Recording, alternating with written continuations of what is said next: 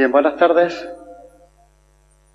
y bienvenidos a las primeras jornadas jaencianas que, con el título Patrimonio Histórico y Natural del Cerro de Santa Catalina, posibles usos y conexiones con la ciudad, vamos a desarrollar en 2 jornadas en esta capilla del antiguo Hospital de San Juan de Dios, entre esta tarde y mañana por la mañana, como ya han visto en el programa. Yo voy a hacer una breve introducción del porqué de estas jornadas, para dar paso a continuación a la conferencia inaugural de las jornadas y hacer un poco reflexión de por qué nacieron y dentro de qué actividades estamos. Estas jornadas forman parte del programa Jaén Genuino que organiza Viva Jaén, el periódico Viva Jaén, y que este año estamos celebrando nuestro 5º aniversario, que cuenta además con la colaboración y patrocinio de la Diputación de Jaén, el Ayuntamiento de la ciudad, la Junta de Andalucía, la Universidad de Jaén y Caja Rural de Jaén como partes imprescindibles de este programa desde el primer día. El programa Jaén Genuino tiene como objetivo la puesta en valor y el mejor conocimiento de nuestro conjunto histórico. Como solemos decir nosotros, lo que no se conoce no se puede llegar a querer y por lo tanto a defender. Es un programa reivindicativo que busca alcanzar su objetivo a través de muchas y diversas actividades que ya se han ido desarrollando a lo largo de estos años. Por destacar algunas, las que más seguimiento social hasta ahora están teniendo, como es la carrera popular de la Noche de San Juan, que por cierto la tenemos este domingo, y su posterior fiesta mágica en la Plaza de San Juan, las veladas de teatro en el mes de julio de Si las piedras hablasen en el Castillo de Santa Catalina, y la Noche Jaenciana, que es sin duda la de mayor seguimiento y con la que conseguimos uno de los objetivos fundamentales, que es llenar el conjunto histórico de Jaén de vida, aunque sea una noche. A esta iniciativa hacemos muchas más. A esta iniciativa se unen charlas, conferencias, rutas jaencianas, espacios genuinos, exposiciones, mesas redondas y un largo etcétera. Estas jornadas que nos ocupan vienen a dar un salto cualitativo a lo que fueron las mesas redondas, desarrolladas en los anteriores 4 años y que consideramos en su momento, el año pasado, que ya habían cumplido con su función, pero que a ningún sitio ya más nos podían llevar. Lógicamente, las jornadas que aquí presentamos hoy, esta y además son las primeras, de las que esperamos sea una serie bastante fructífera, comparten el objetivo común de Jaén Genuino, como no puede ser de otra manera, y tienen como objetivo particular el afrontar de manera profunda y monográfica distintas temáticas de nuestro conjunto histórico. Desde primera hora no tuvimos duda en que el primer tema, que debería afrontar las primeras jornadas, tenía que ser el Cerro de Santa Catalina. Como pueden ver, se ha desarrollado un programa profundo y de un alto nivel de ponentes para que podamos tener un amplio y general conocimiento desde todos los puntos de vista de la situación actual y cuáles son los caminos, nunca mejor dicho, a tomar para preservar y engrandecer nuestro patrimonio histórico, en este caso en el Cerro de Santa Catalina. De la mano de la Universidad de Jaén, estas jornadas han sido lideradas por el catedrático Juan Carlos Castillo, Armenteros, a mi derecha, como ya saben ustedes, gran conocedor y defensor del Cerro de Santa Catalina y su patrimonio, al que aprovecho ahora mismo para dar las gracias públicamente. Amplío este agradecimiento a todos los ponentes, conferenciantes y moderadores, a los que les une no solo su conocimiento, sino además su amor por Jaén, de lo que doy fe. Un agradecimiento especial a la Diputación de Jaén y concretamente al Instituto de Estudios Jiennenses, personificado en su director, Salvador Contreras, y el personal de este instituto, por su incondicional apoyo desde el primer momento en que le planteamos celebrar aquí esta jornada. Y, por supuesto, por ese esfuerzo y esa maravilla de exposición que tenemos oportunidad de ver. Yo, sin más, no quiero entretenerme, quiero presentar a las personas que nos darán la conferencia inicial de esta primera jornada, que con el título Evolución histórica de los asentamientos del Cerro de Santa Catalina, propuestas desde la investigación histórico-arqueológica, estará impartida por los profesores José Luis Serrano Peña, Instituto Universitario de Investigación de Arqueología Ibérica de la Universidad de Jaén, y Juan Carlos Castillo Armenteros, del área de Historia Medieval, Instituto Universitario de Investigación en Arqueología Ibérica de la Universidad de Jaén.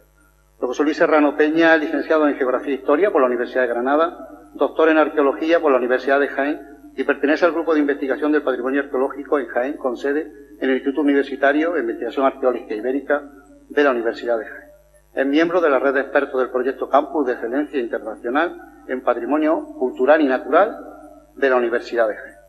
Como arqueólogo ha dirigido numerosos trabajos de investigación en muchos yacimientos a lo largo de la provincia y ha publicado artículos y libros que abordan una amplia secuencia cultural desde la prehistoria, época ibérica y romana hasta época medieval y moderna, entre las que cabe destacar la monografía Historia de un arroyo sobre la excavación en el Corte Inglés de Jaén. En el campo de la gestión destacan sus revisiones de normativas municipales con aportaciones como la Carta de Riesgo de Martos o los catálogos arqueológicos para el TGU de Torredonjimeno y de Jaén Capital. De su labor de investigación destacan los trabajos de un simposio y congresos nacionales e internacionales relacionados con la producción de aceite en época romana, donde ha puesto de relevancia la importancia de la infraestructura productiva del Alto Guadalquivir y su papel destacado en la exportación de aceite al Imperio Romano, a través de yacimientos emblemáticos como Marroquíes Bajos, sobre el que ha trabajado durante 25 años. Su línea de investigación ha seguido la temática del proceso de romanización del Alto Guadalquivir, la transformación territorial desde el mundo ibérico a época imperial y los registros arqueológicos de urbanismo, ordenación territorial y procesos productivos en la prehistoria y antigüedad, incidiendo en los paisajes del olivar en época romana. En el tema que aquí nos reúne, hoy colaboró en los trabajos de documentación de la muralla norte del Cerro de Santa Catalina y ha realizado diversos trabajos de prospección en su entorno. Juan Carlos Castillo Armentero tiene un currículum bastante extenso, licenciado, por supuesto, su dilatado trabajo sobre esta historia, y licenciado en Historia de Filosofía y Letras, Geografía e Historia, en la especialidad de Historia Medieval por la Universidad de Granada, doctor en Humanidades por la Universidad de Jaén, logrando el Premio Extraordinario de Doctorado por la Universidad de Jaén, y actualmente es catedrático de Historia Medieval de la Universidad de Jaén y desempeña sus labores docentes en el Departamento de Patrimonio Histórico de la Facultad de Humanidades y Ciencias de la Información. Es miembro del Grupo de Investigación del Patrimonio Arqueológico de Jaén y del Instituto Universitario de Investigación en Arqueología Ibérica. Presidente del Consejo de Dirección del proyecto Campus de Excelencia Internacional en Patrimonio Cultural y Natural, desarrollado por las Universidades Públicas Andaluzas. Medalla de Oro de la Villa en el año 2003, cronista oficial de Torre del Campo desde el 27 de enero de 2011, presidente de la Asociación Provincial de Cronistas Oficiales del Reino de Jaén. En cuanto a su faceta investigadora, destaca su labor como director de diversas investigaciones arqueológicas centradas en núcleos urbanos de la provincia de Jaén, en Andújar y presente en la ciudad de Jaén. Junto a ello, junto a todas sus labores investigadoras, es de destacar su labor como director de varios proyectos encaminados al estudio del poblamiento medieval del Alto Guadalquivir. Como resultado de su trabajo de investigación destacan sus publicaciones, entre las que se encuentran sus autorías o coautorías en los libros La Campiña de Jaén en época emiral, siglo VIII al X, de la Universidad de Jaén, Transformaciones urbanísticas de Andújar a través de la muralla medieval, del Instituto de Estudios Jiennenses, El baño árabe del Naranjo y la formación del edificio de los Caños, Universidad de Jaén, Guía Arqueológica de la Campiña de Jaén, el legado andalusí, los asentamientos emirales de Peñaflor y Miguelico en Jaén, Consejería de Cultura de la Junta de Andalucía, y Torre del Campo, del lugar del Concejo de Jaén a Villa Independiente, Ayuntamiento de Torre del Campo. Asimismo, cuenta entre su producción científica con numerosos capítulos de libros y artículos publicados en revistas especializadas, así como múltiples ponencias y comunicaciones presentadas en congresos nacionales e internacionales. Aglutina además entre sus méritos el haber dictado cuantiosas conferencias relacionadas con la historia medieval del Alto Guadalquivir, el patrimonio histórico arqueológico y las fortificaciones medievales del Alto Andalucía. Ha ocupado diversos cargos de gestión en la Universidad de Jaén, entre los que destacan secretario de la Facultad de Humanidades y Ciencias de la Educación desde 1999 a 2001, director de los Departamentos de Territorio y Patrimonio Histórico 2001-2006 y Patrimonio Histórico 2006-2007, vicerrector de Ordenación Académica, Innovación Docente y Profesorado 2007-2011 y vicerrector de Docencia y Profesorado 2011 a 2015. Yo sin más, y creo que con esta presentación es más que suficiente de la valía de nuestros ponentes para la conferencia inaugural de esta jornada, de las primeras jornadas jaenenses. Sin más, doy paso a los profesores Juan Carlos y José Luis.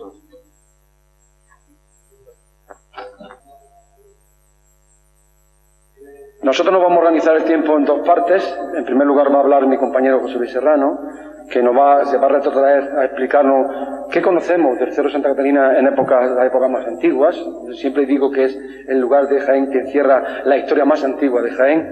Y después tomaré yo la palabra para explicarles cuál ha sido los estudios y lo que conocemos hasta el día de hoy de lo que ha sido esa parte de la ciudad en época medieval y en época posmedieval.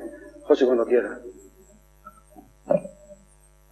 Bueno, agradecer, igual que Juan Carlos, la invitación a participar en estas jornadas que desde Viva Jaén, pero también desde esta casa que nos acoge en el Instituto de Estudios Jienenses, es de agradecer que siga realizándose, porque creo que el interés por la ciudad de Jaén nunca ha decaído y deberíamos intentar que siguiera aumentando en los próximos años.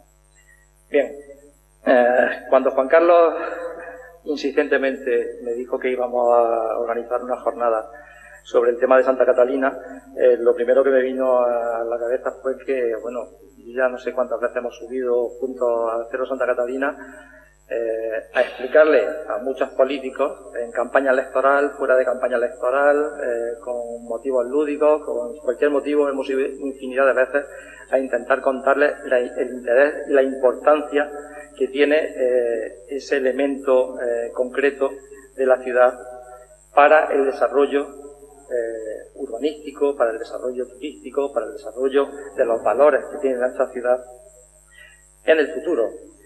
Y bueno, estamos ahora en el año 2019, yo creo que empezamos a subir hacia el 94, 93 por allí, afortunadamente creo que ya vamos por el buen camino, creo que vamos por el buen camino. En fin, vamos a ver.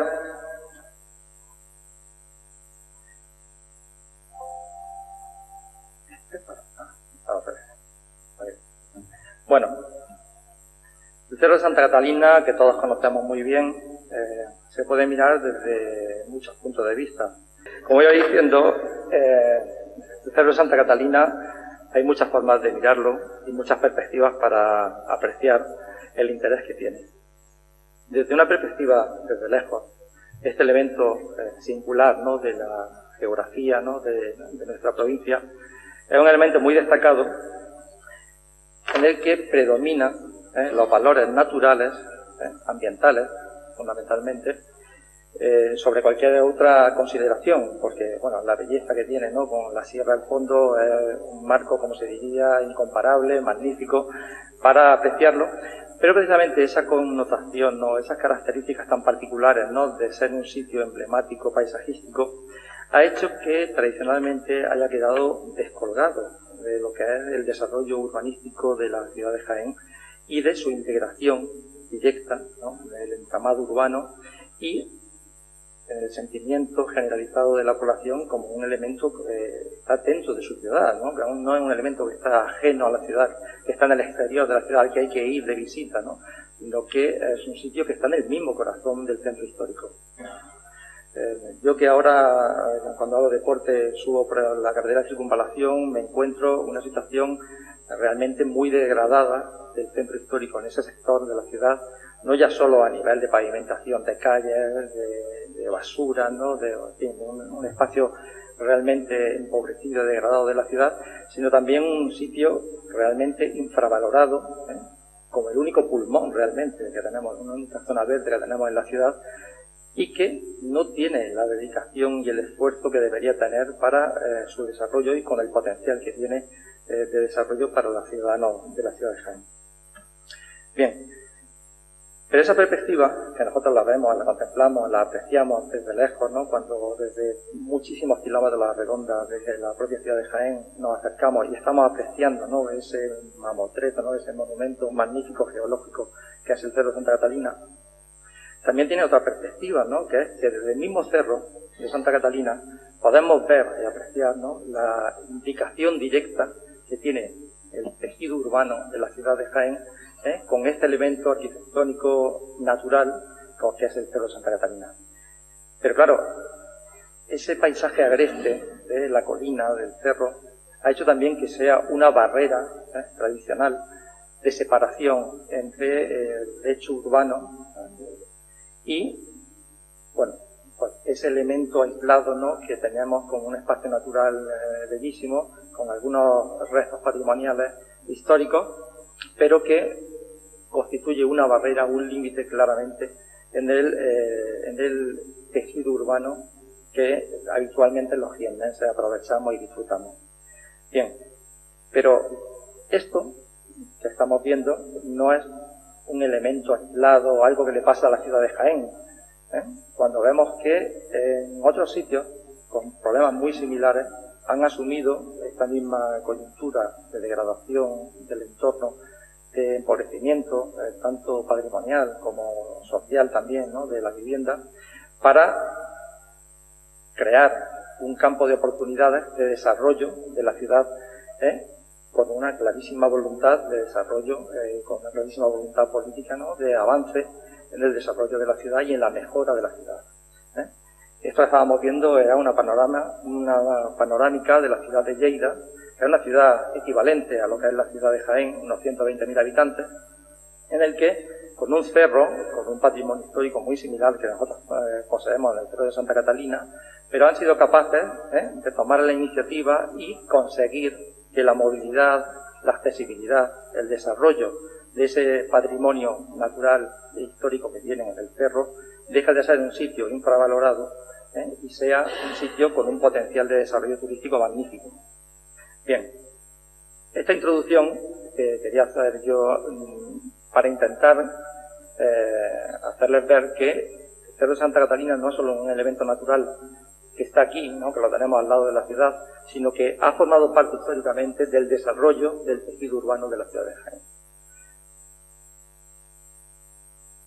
En 1994, desde el Ayuntamiento de Jaén, abordamos un proyecto de investigación para realizar una serie de trabajos de prospección superficial en el entorno de la ciudad, en el momento en el que se estaba desarrollando el nuevo Plan General de Ordenación Urbana para 1996.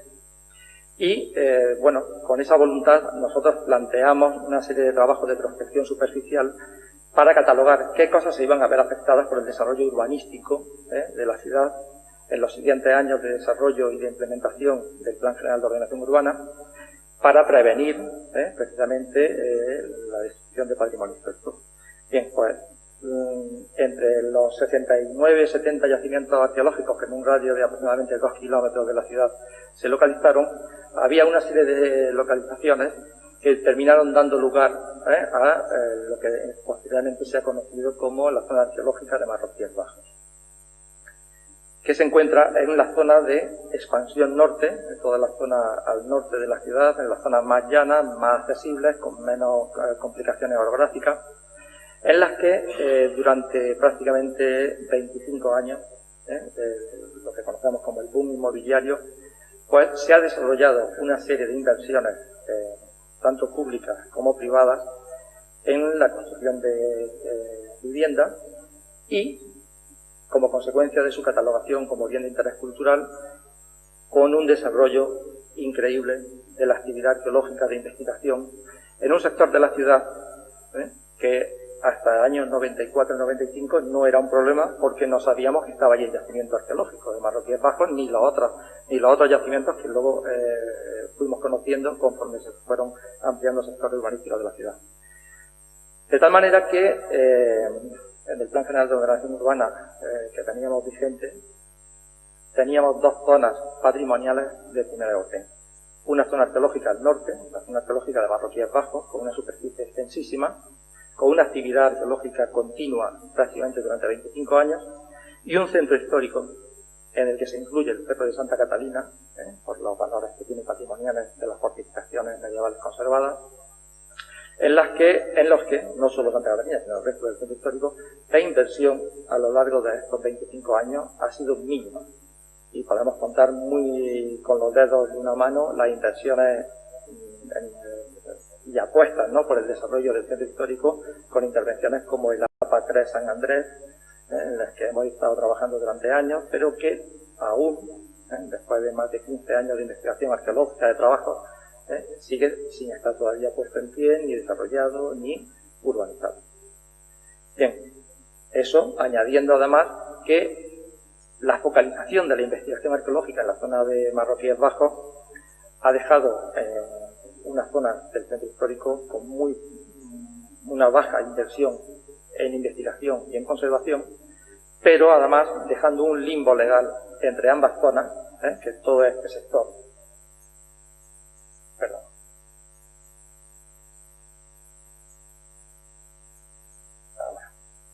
Que es todo este sector, el suelo urbano desarrollado durante los años 60-70, en el que no hay normativa de protección de patrimonio, pero que sabemos por las excavaciones que se han hecho muy puntuales en sitios como el Corte Inglés o el nuevo Museo Ibérico, que el nivel de protección de patrimonio debería ser tan alto como el de Marroquíes Bajos o el del Centro Histórico, por el nivel de conservación de los restos arqueológicos. Bien, eso será un tema que habrá que abordar y desarrollar en los próximos, el próximo Plan General de Ordenación Urbana, cuando lo tengamos listo.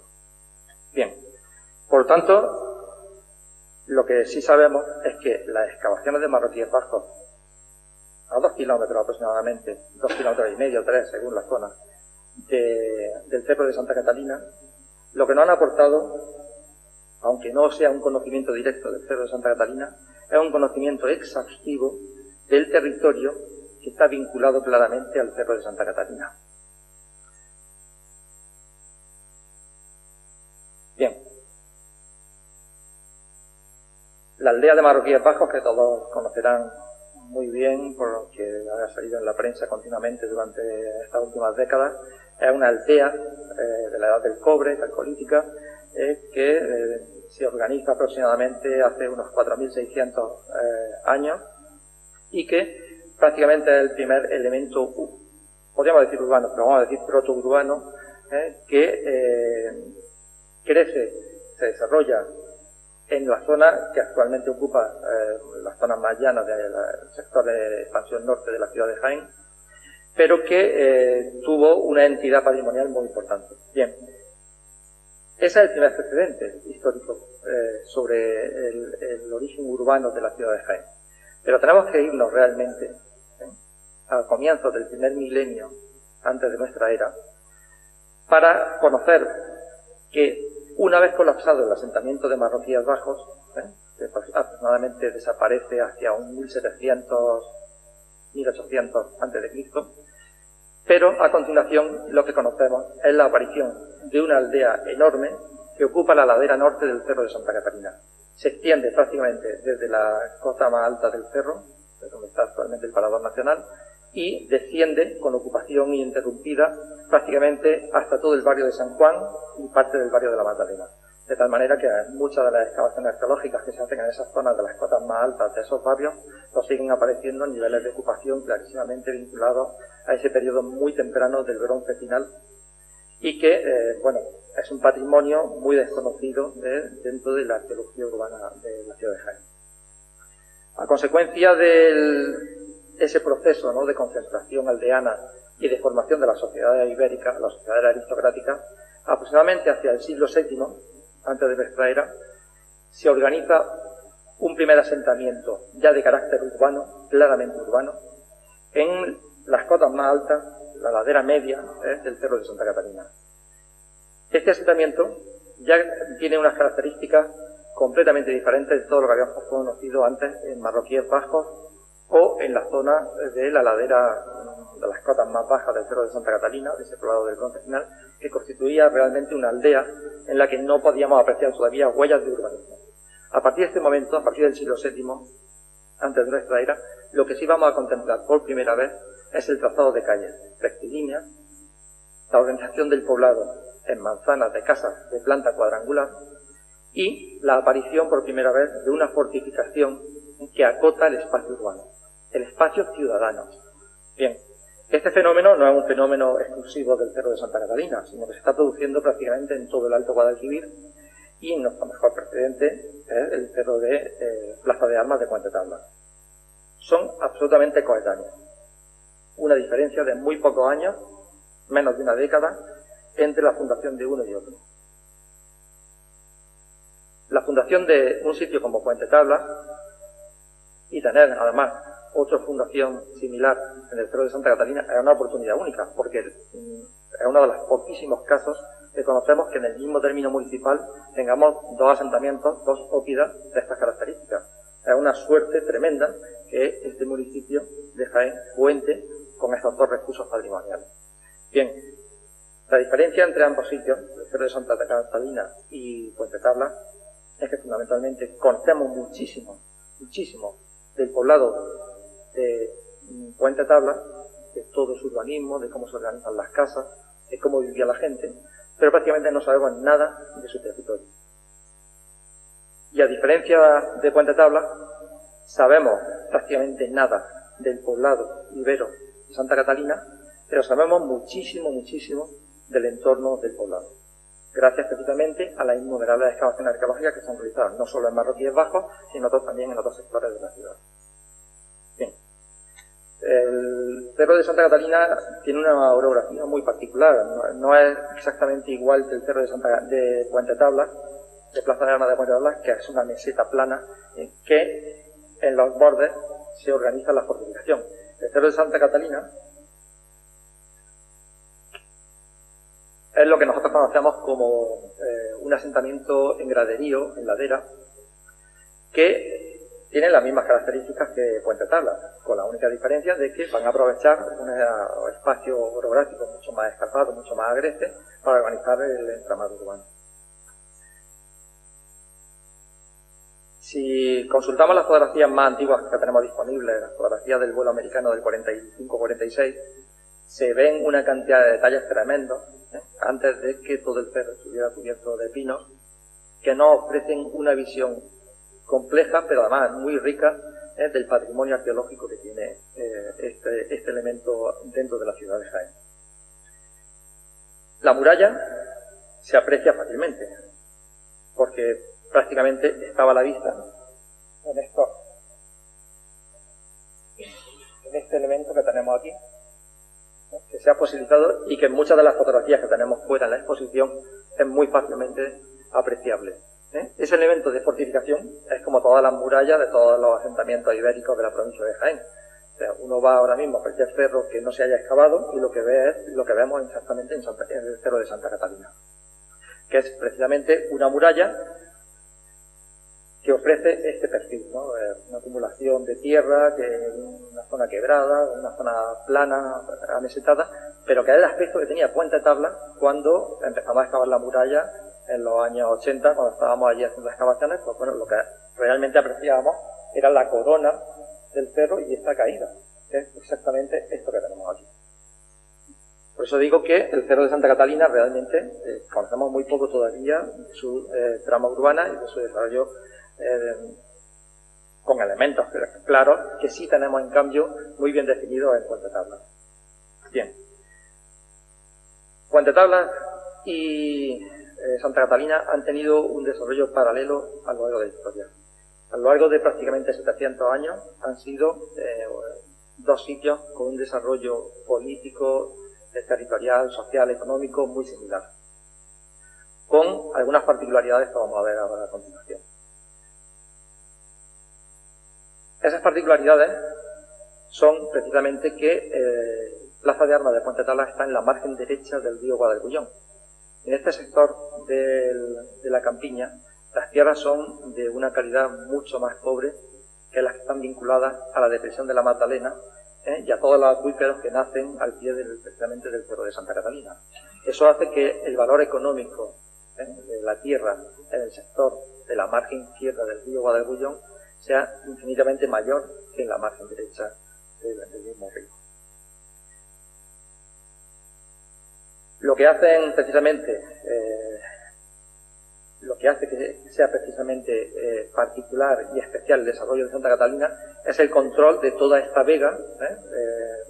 Hay una particularidad, y es que el arroyo de la Magdalena, que es este, desemboca en el río Guadalquivir justo al pie del cerro de Plaza de Armas de Puente Tabla.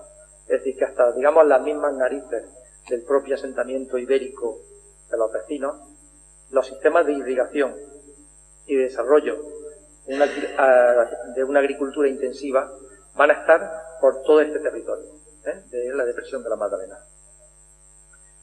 Otro elemento que debemos recordar es que desde el Cerro de Santa Catalina el control visual es excepcional.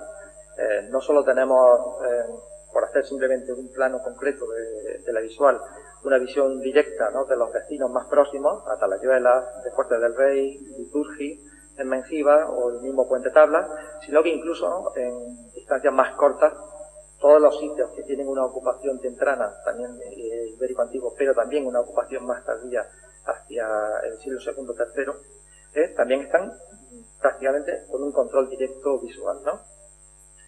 Bien, ese territorio que controlan desde Santa Catalina es prácticamente lo que se circunscribe a los cauces del arroyo Platero, el arroyo del Cubío Platero, que nace en la zona de Torre del Campo, también en el Monte de la Sierra, el río Jaén y el río Guadalquivir. Prácticamente ese es el territorio, ¿no? Y en los recuadros lo que tenemos es realmente en la posición central que tenemos Santa Catalina y lo que conocemos con mucho detalle, que es toda la intervención arqueológica en la zona de Marroquíes Bajos. Bien. Tradicionalmente los arqueólogos enfocamos siempre la investigación sobre los asentamientos con un intento, ¿no?, de regularizar matemáticamente qué significa cada sitio, a qué sitio, qué territorio corresponde a cada sitio, cuáles son las captaciones de recursos naturales. Y cuando nosotros empezábamos a estudiar la vinculación entre Puente Tablas y el Cerro de Santa Catalina, trazábamos círculos en la distancia media de 3,5 kilómetros para ver qué captación de recursos tenía cada uno de estos sitios. Desde el Cerro de Santa Catalina prácticamente se domina todo el sector de Marroquíes Bajos. Y si consideráramos que al otro lado del Guadalullón, Puente Tablas, que hubiera alguna implicación de control del territorio, prácticamente avanzaría su territorio hasta el sector de los Prados, donde está actualmente el hospital. Sin embargo, estos modelos matemáticos no siempre funcionan regularmente, y lo que realmente funcionan son otras connotaciones territoriales que sí tienen que ver con el control de los recursos naturales.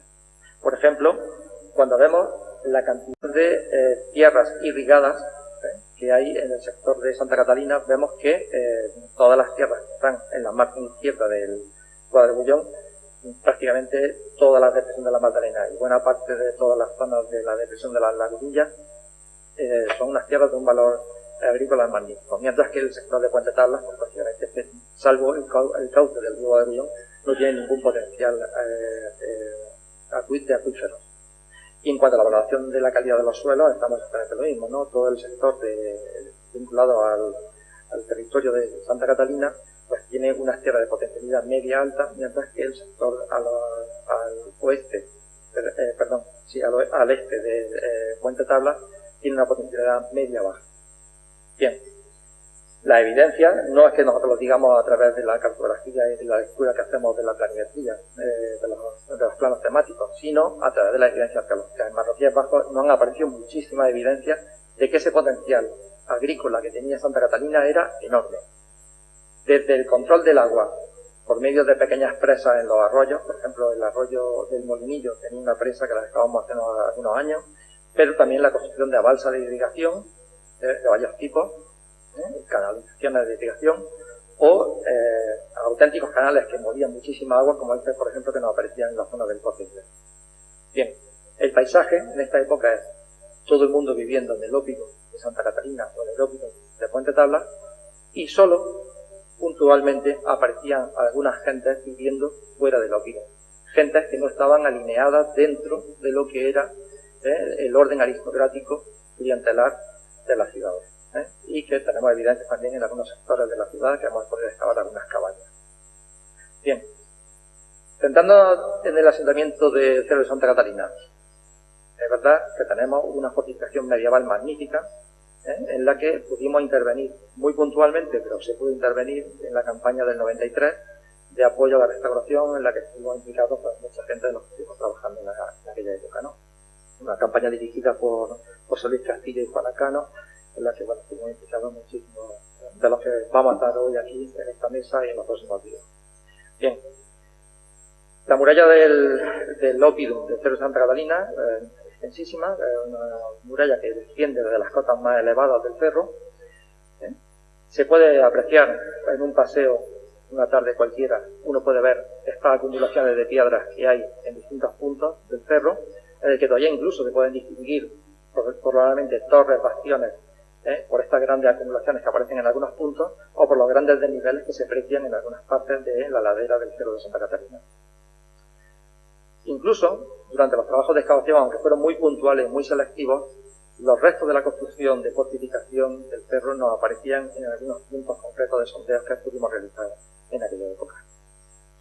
Bien, esta situación del Oppidum de Santa Catalina va a cambiar drásticamente cuando, a partir de la Segunda Guerra Púnica, desaparece la mayor parte de este poblado y da paso a la construcción de una nueva fortificación que no tiene absolutamente nada que ver con la construcción ibérica de los siglos VII, VI, V, IV, y que va a ser una nueva construcción defensiva, más simbólica que defensiva, que tiene que ver con el desarrollo posterior a la Segunda Guerra Púnica y la reordenación del territorio. No voy a entrar en detalle en este aspecto porque Juan Pedro Bellón y Miguel Ángel Lechuga, que nos tienen todavía que hablar esta tarde, nos van a contar algunos detalles al respecto.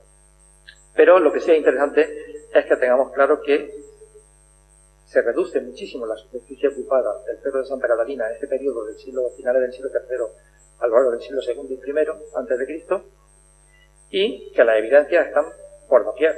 Tenemos evidencias de fortificaciones medievales sobre las que fortificaciones romanas, ibero-romanas, sobre las que se han construido las fortificaciones medievales. Y la evidencia está en este tipo de aparejos que tenemos, y no tienen nada que ver con las construcciones medievales, y que en los sondeos que realizamos en los trabajos de apoyo a la restauración de la muralla del año 93, tuvimos ocasión de comprobar por estratigrafía que los materiales que aparecen asociados a este tipo de construcciones son materiales claramente pensables en el siglo II y I antes de Cristo. Bien, aquí hay ejemplos magníficos, ¿no?, de superposición de construcciones de reaprovechamiento a lo largo de los últimos 1500 años, ¿no?, de estas construcciones que desde la base hasta la corona corresponden a construcciones que se han ido reaprovechando constantemente. Bien, volviendo sobre la fotografía del año 46, los restos son evidentes, ¿no?, de las construcciones que se aprecian muy bien en todo este sector, donde en época medieval no se aprovechan las construcciones que estaban en pie o razonablemente en pie de construcciones ibero-romanas. Lo que se va a hacer es que se va a nivelar y se va a desmontar, pero tenemos constancia de que esas construcciones que estaban en ese sector se mantienen, porque uno se da un paseo por allí y está viendo este tipo de construcciones por todas partes, ¿no?, que nos da idea, ¿no?, de la entidad constructiva que en un momento dado, en ese periodo romano republicano, tenía las construcciones defensivas en este sector de la ciudad. Bien, ¿qué se controla desde Santa Catalina? ¿Por qué es importante Santa Catalina? Es importante porque lo que se controla a partir del siglo III es un territorio extensísimo, que llega prácticamente hasta la altura de la actual cárcel, y con un poblamiento intensísimo, con un sistema de irrigación por todas partes, que lo tenemos comprobado a lo largo y ancho de todo este territorio, con la aparición de sistemas de irrigación, de almacenaje de agua, de represas, con un poblamiento que varía desde cabañas sencillas hasta casas bien construidas como las que tendríamos dentro de cualquier poblado, con una distribución de materiales exhaustiva, y también con un control de los campos de cereal, fundamentalmente con los sistemas de almacenaje de silos de cereal, fundamentalmente trigo y cebada, pero también de un control exhaustivo de la minería de la almagra, el hierro, que es muy importante también en la campiña de Jaén. Bueno, este poblamiento de Santa Catalina, y por eso es importante empezar esta serie de intervenciones que vamos a tener esta tarde por aquí, porque es el origen realmente de lo que muy poco tiempo después va a ser la constitución del municipio Flavio Autitano, que va a ser realmente ya el núcleo habitado permanente prácticamente hasta nuestros días, y que tiene un claro precedente precisamente en el Cerro de Santa Catalina.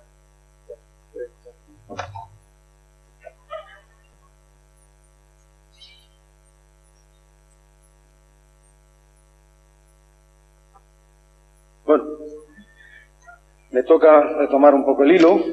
Yo he traído una batería de imágenes muy amplia, no sé si nos dará tiempo a verla toda, pero sí quería llamarle la atención de que la importancia del Cerro Santa Catalina, ya lo han visto ustedes, es vital para el conocimiento de la historia de la ciudad antigua de Jaén. Va a tener también una trascendencia enorme a medida que vamos avanzando cronológicamente en el tiempo. En la zona se han hecho dos amplias intervenciones. Una se centró en la muralla norte, en Moraverán, y todo ese periplo de actuaciones se llevó a cabo entre los años 1992 y 2002. Desde entonces no se ha hecho prácticamente nada en el Cerro Santa Catalina. Una se centró, como le decía, en la muralla norte, y otra, bajo mi dirección y la de María Carmen Pérez, realizamos en lo que se llama el Alcázar Nuevo. El primer trabajo al que hacía alusión José Luis fue un primer acercamiento a la hora de poner en restauración, en valor, este elemento patrimonial que era la muralla de Jaén, y viene de la mano de un proyecto que financió la Consejería de Cultura, que desarrollaron dos arquitectos, Eduardo Chiquero Gutiérrez y Enrique Moreno Ramiro, con un presupuesto no muy alto, pero que nos permitió tener, en primer lugar, contacto con lo que era la estructura defensiva que tenía la ciudad, los problemas que esta cerca defensiva tenía, sobre todo por causa de la desaparición de algunos elementos que la configuraban, y nos fuimos haciendo una idea del estado de conservación tan lamentable que presentaban algunos de los restos ya en el año 90. Fue la primera vez que se hizo un levantamiento planimétrico de esta estructura, fue un trabajo muy meticuloso que llevaron a cabo estos dos arquitectos, y como estudios previos a la restauración de estos elementos, que sospechamos en aquella época que esto iba a seguir adelante, se hace a cabo una intervención arqueológica bajo la dirección de mi hermano José Luis Castillo con Juana Cano, y en la que colaboraron José Luis Serrano, como ha explicado antes, y María Carmen Pérez Martínez. Se hicieron una totalidad de 30 sondeos que se abarcaron prácticamente todo lo que es el frente de la muralla norte y buena parte del interior de lo que nosotros ahora conoceremos como la Alcazaba. Y bueno, ahí nos dimos cuenta de la compleja evolución histórica por la superposición continua de estructuras que conformaban este elemento. La tecnología del momento, la metodología del momento no podía avanzar nada más, solamente que hicimos unas fichas técnicas en las que intentábamos reflejar la superposición de este tipo de estructuras. A nivel interior se localizó los restos de un edificio que, bueno, había sido objeto de una intervención por un grupo de Misión Rescate, que no sabemos quién lo hizo ni dónde están los materiales que se obtuvieron, pero que ya nos puso la alarma de la existencia de allí algo mucho más importante, como ahora les contaré.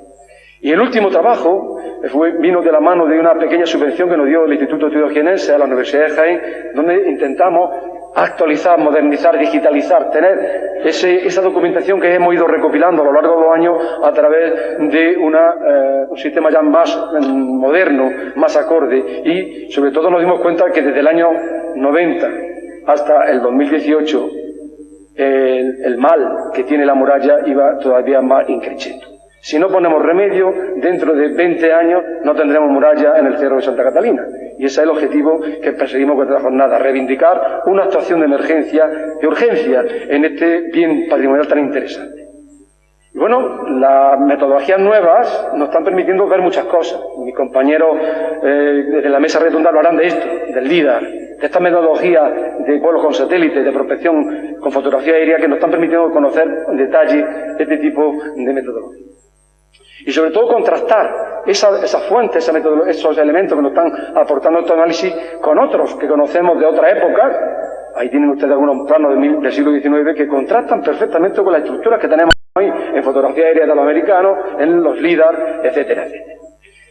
Bueno, las primeras investigaciones arqueológicas que se hicieron en esta zona, sobre todo se ciñeron, como le decía, ahora verán, también al Alcázar Nuevo. El Alcázar Nuevo, bajo mi dirección y la de María Carmen Pérez, llevamos a cabo llevamos a cabo unos primeros sondeos con la Escuela Taller de Jaén, en la que, bueno, nos dimos cuenta que bajo esa plataforma que ustedes ven en la imagen, con esa hierba o con esos pavimentos, pues había una riqueza que estaba por descubrir y que nos iba a poner en conocimiento, pues, datos muy interesantes de esta fortificación. Y el despegue salió en el año 99, cuando el Ayuntamiento planifica la construcción, a mi juicio descabellada, de un auditorio al aire libre dentro del Alcázar Nuevo, con una capacidad para 2.000 personas, que, bueno, claro, como es un BIC, determinó que se hiciera una intervención arqueológica y, bueno, los resultados, ahí los tienen ustedes a la vista, donde se preveía un graderío espectacular, pues nosotros localizamos los restos de determinada estructura que explica muy bien la historia y la dinámica histórica de este conjunto. En el año 1922-1923 teníamos esa imagen que tienen ustedes a su derecha, perdón, a su izquierda, y que tenemos a la derecha es la imagen que obtuvimos en el año 2001-2002. Para profundizar en el conocimiento de toda esta fortificación y de todos estos elementos de Edad Media, nos hemos metido en muchos archivos a revisar datos, documentos que nos explicaran un poco cómo había sido esta transformación. Pero los elementos que más luz nos han arrojado quizá hayan sido las cartografías históricas que aparecen en varios archivos históricos nacionales o internacionales. Aquí tienen ustedes en imagen lo que aparece en el castillo de Vincennes en París, como son planos que elaboraron los ingenieros militares napoleónicos cuando estuvieron controlando la ciudad, o estos maravillosos planos que elaboran los ingenieros militares españoles una vez que las tropas de Napoleón se han marchado. En el año 1787 tenemos unas imágenes idílicas de cómo podía ser la ciudad. Quizá la de 1567 de Wingaerden es la que más se aproxima a cómo eran los elementos de fortificación que se dota a la ciudad. Y ahí vemos en una primera instancia ya lo que era la configuración del espacio, de esa meseta que configura la ladera norte del Cerro de Santa Catalina. Y una de las documentación más preciosas, han visto ustedes a la afuera, está en esta casa, en el instituto, esa colección de fotografías que es como un libro, nos van explicando cómo era la transformación que ha sufrido estos emplazamientos, este elemento patrimonial a lo largo de su historia. Y tienen ustedes algunas de las imágenes que a nosotros nos han servido de enorme utilidad para conocer al detalle pues esos elementos.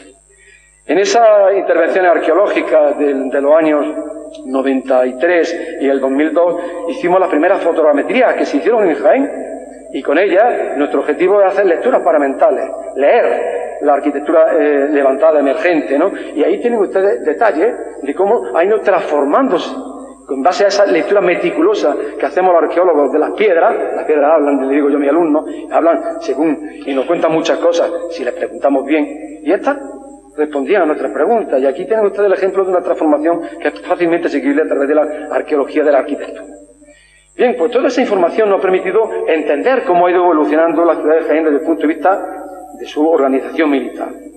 Ahí tienen ustedes en ese mapa a color desde la extensión hipotética que tuvo el Oppidum ibérico, esa reestructuración que se lleva a cabo en época romano-republicana y el nuevo surgimiento de la ciudad de Jaén en época romano-imperial y el desarrollo que va a tener la ciudad romano-imperial, emiral califal, luego tendrá en época almohade y en época cristiana. Es decir, una transformación que ha sido conocida en base a la investigación arqueológica. Si eso no se hubiese hecho, os aseguro que ese plano no existiría, tendríamos este plano, que no dice nada de la ciudad de Jaén, solamente que tenía esa forma y tenía determinado perímetro. ¿Y cuándo era ese perímetro? Ahora lo van a ver. Como les decía, toda esa intervención que hemos desarrollado tanto en la ladera norte como en el Cerro Santa Catalina nos han permitido explicar la evolución histórica que rápidamente le voy a intentar explicar. Las excavaciones hablaron por sí solas. Lo que decía José Luis, sobre la base de esas murallas medievales están las murallas romano-republicanas. Hasta cierto punto, mejor o peor conservadas. Pero hay imágenes en las cuales se ve perfectamente la simbiosis, la superposición de estructuras que, de momento, a día de hoy, le aseguro que no tenemos tampoco tan clara. Porque los trabajos que hicimos en el 90 y tanto tenían una metodología, quizá ahora, con nuevos estudios, con nuevas metodologías, podemos arrojar mucho más luz a esa superposición como tienen ustedes en las imágenes, ¿no? Pero retomo el tema donde lo deja mi compañero, esa estructura de la presencia de un elemento de fortificación en la cumbre, de una estructura que se conforma como el Jaén romano republicano y el Jaén romano imperial en la parte baja. Aquí tienen ustedes, nunca estuvieron conectados por una misma muralla, estuvieron aislados. Pero si yo me lo llevo a mi época, les puedo decir que ahí tienen ustedes la estructura de una ciudad islámica, donde la Madina se concentraría en lo que es los barrios de San Juan y de la Magdalena, la Alcazaba, que era lo que había ocupado en lo que era el Jaén romano republicano, y en la cumbre un alcázar que permitía obtener una visión completamente amplia del espacio. Y tenemos algunas citas en los textos, en las fuentes, que nos hablan que en el año 902 este personaje, Umán Mundín al-Jatul al-Malají, un bereber, que era un miembro de la guardia que defendía la Alcazaba, se rebela contra el emir Abdalá y se hace con el control de la plaza. Y tiene que ser reducido en el año 903 por las tropas del emir. Ya nos está diciendo que allí, en esa zona, tenemos un espacio, una alcazaba, algo que está relacionado con la residencia de una élite político-militar. ¿Y se acuerdan ustedes de ese edificio rectangular que les mostraba anteriormente?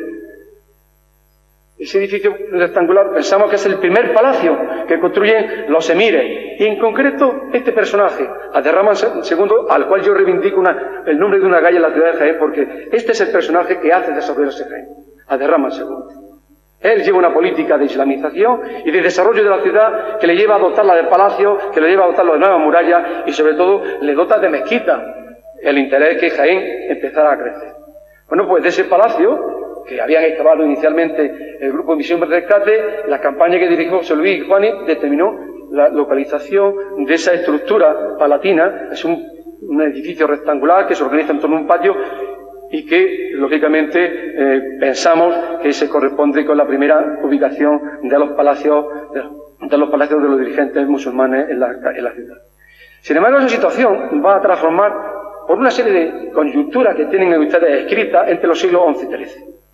La inestabilidad que se va a generar en ese periodo en todo el Alto Guadalquivir va a dar lugar a cambios muy importantes dentro de la estructura urbana de la ciudad.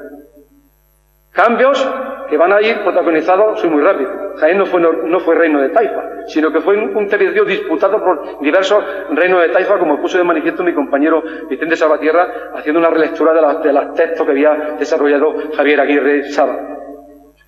También la llegada de Almorávide y Almohader generó mucha más inestabilidad porque a ellos se enfrentaron andalusíes que venían a peligrar su estatus político dentro de la zona. Y cómo no, la llegada de los cristianos, la llegada de Alfonso VII y Alfonso VIII, que va a suponer que si el enemigo antes lo teníamos muy cerquita porque eran nuestros vecinos taifas, ahora los del norte están omnipresentes dentro de nuestro territorio. Y, bueno, el Alto Guadalquivir, como ven ustedes ahí en esas imágenes sencillas, va a ser conquistado en base a muchas campañas por Fernando III. Hasta tal extremo que la jugada era hacer la pinza para cerrar el territorio de Arjona y Jaén como último reducto defensivo de los musulmanes en esta tierra. ¿Qué supone eso? Que esa inestabilidad va a determinar que mucha población que vive en el entorno rural venga a residir a la ciudad. La ciudad necesita de espacio urbanizable y va a crecer tanto que casi, ahí lo ven, casi triplica el tamaño que tuvo en origen la ciudad. Las excavaciones arqueológicas dentro del casco urbano sí lo confirman. Una ciudad que va a necesitar de una nueva muralla, pero una nueva muralla con una técnica constructiva que está omnipresente en el Cerro de Santa Catalina, pero que también está presente en la ciudad de Jaén. En muchas excavaciones urbanas así lo han confirmado. Y, bueno, en esta época la inestabilidad, la inseguridad va a terminar que incluso esa muralla se refuerce con un antemural como el que tienen ustedes en la imagen, que las excavaciones van a ir localizando cómo discurren paralelo a lo largo de todo el frente de muralla.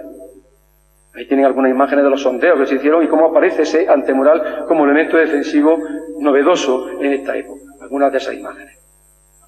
Y bueno, esa estructura también la localizamos en lugares como la Puerta de Marto o la Puerta de Baeza o en todo el recinto de muralla que discurre por la calle Millán de Pírigo, que algunos compañeros arqueólogos han puesto de manifiesto como Antonio Crespo.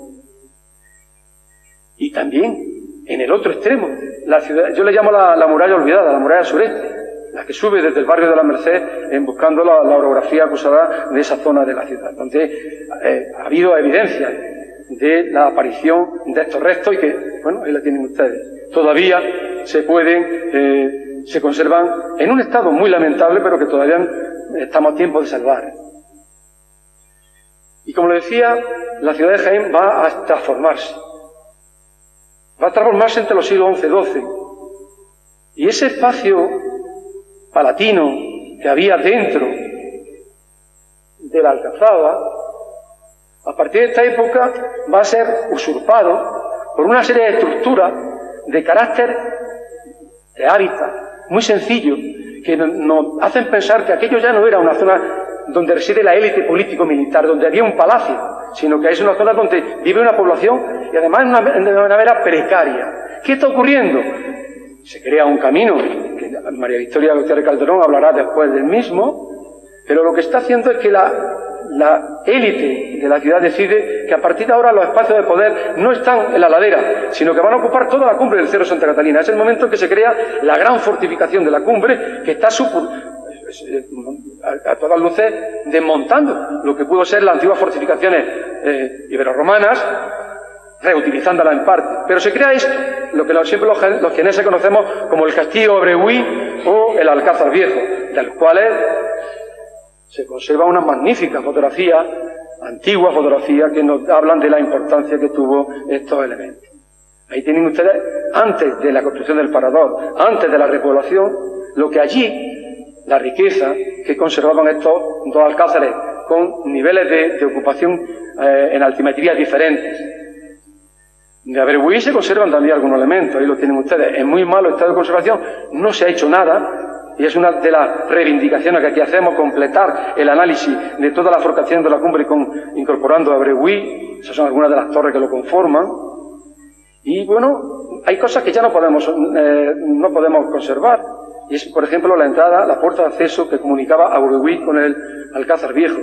Esas fotografías de costumbre, de romería, nos han permitido identificar algunos de esos elementos que, por desgracia, como le decía, desaparecido. Hace unos años, Agustín Garzón me pasaba esta fotografía que está en el Instituto de Bachillerato Virgen del Carmen, y es una fase de la construcción del parador, donde todavía, pese a que ya se había construido el parador, todavía se conservaban algunos de los elementos que conformaban esa antigua estructura. Dentro que había, pues poquitas cosas. Aljibes, como lo que están ustedes viendo en la imagen, tanto dentro del Alcázar Nuevo como fuera, pero por lo demás no había nada. Es el lugar donde se refugia la población en caso de peligro. Cuando el peligro se ha ido, volvemos a nuestra andada. ¿Qué necesitamos? Agua y comida para resistir, punto. Por eso es una enorme fortificación. En los años 2001-2002, Mari Carmen Pérez y yo dirigimos esta excavación y nos dimos de bruces con algo que no aparecía ni siquiera en la fuente. Es la localización de un palacio que se construyó, que se construyó en el siglo XII y por una persona en concreto, que se puede llamar Inhamús, hay que confirmarlo, pero que estaba organizado, como ustedes ven ahí, en dos áreas residenciales. Una área de servicios, ocupando unas cotas más bajas, y un área residencial ocupando cotas más altas. Para que se hagan una idea, es una especie de plataforma con unos sótanos que permitía la articulación de diferentes usos funcionales. Si vienen ustedes a llevar alimentos al castillo, el palacio, no había ni que entrar dentro de la fortificación, sino siguiendo un camino me permitía llegar a la zona donde yo deposito la alimentación, los víveres. Pero si yo vengo a visitar al gobernador, debo de entrar en un circuito que me permite llegar a la zona donde estaría la residencia de este señor. De las zonas, de la estructura de esa zona de servicio, aquí tienen ustedes una reconstrucción de lo que allí había. Eran sótanos que por desgracia se destruyeron y acolmataron en época cristiana, y de los cuales proceden, de esas zonas residenciales, proceden algunas de estas imágenes que les traigo a colación, sobre todo estas yeserías policromadas que responden a un modelo iconográfico muy interesante y que, bueno, las pueden ustedes disfrutar en el Museo Arqueológico Provincial. Es una albanega de la puerta de entrada a la residencia, al palacio, al aula principal del palacio, y que, bueno, relacionamos con un personaje que nace en Albacete, nace en Socobos, pero que va a hacerse con el control del Alto Guadalquivir y se llama Inhamús. Inhamús es un personaje, un andalusí que se está oponiendo al almohades y se va a aliar con ese que tienen ustedes debajo, Inmardanis, que es el rey de Levante, el rey lobo, para crear una coalición que ponga freno, que frene el avance de los almohades. Coalición que llega incluso a establecerse desde el punto de vista familiar. Bueno, pues este Inmardanis tiene la costumbre de crearse unos chalecitos en la zona de su dominio y decora con esas yeserías que son muy, muy parecidas a las que se desarrollan en Jaén.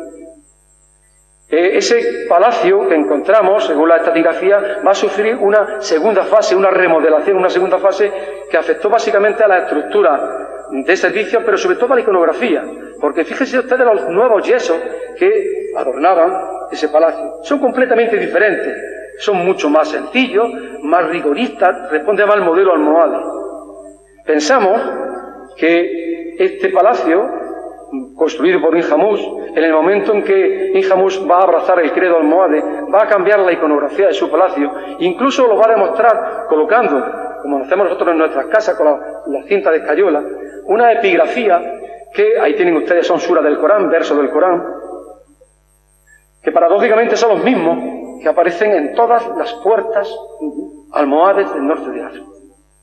Los mismos versos del Corán que aparecen en el castillo de Santa Catalina, creemos, implementados o por Inhamuz o por almohades, aparecen representados en todas las puertas del norte de África, Marrakech o en Rabat. Esa cinta que marco en rojo tiene esos versos del Corán, esa sura del Corán. En 1246, Fernando III va a conquistar la ciudad, bueno, va a ser entregada por Alamar a la ciudad después del pacto de Jaén, y a partir de ese momento entra la construcción del Alcázar Nuevo, la transformación enorme.